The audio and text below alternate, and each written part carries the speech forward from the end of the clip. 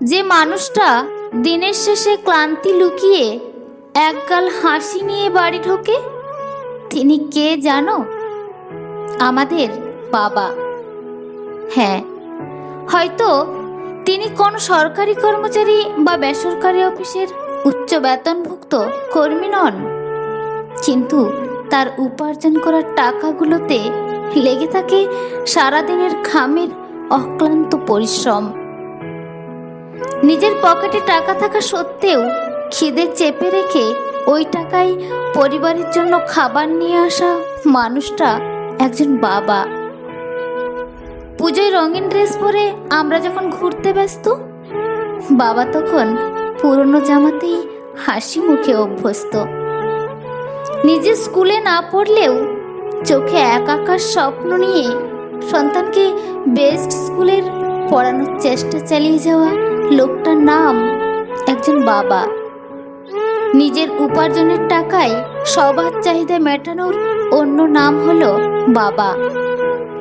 অথচ দেখুন, আমরা 1 টাকার হিসেব রাখতে কি ভীষণ ব্যস্ত হয়ে পড়ি, তাই না?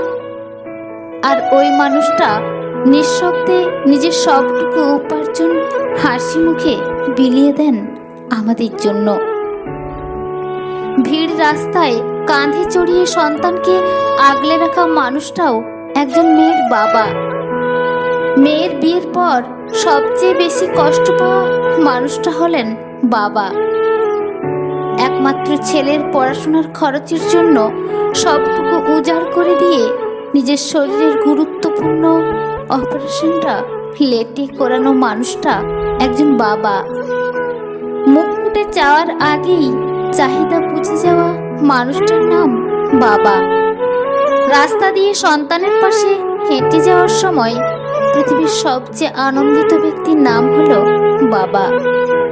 সন্তানের সব রাগ, কঠোর বাক্য হাসি মুখে নিশ্চুপে শুনে নেওয়া মানুষটি হলো একজন বাবা। পুত্র সন্তানের থেকেও কন্যা সন্তানকে বেশি ভালোবাসা মানুষটাও একজন বাবা। পরিবারকে ভালো রাখার অপর নাম হলো বাবা।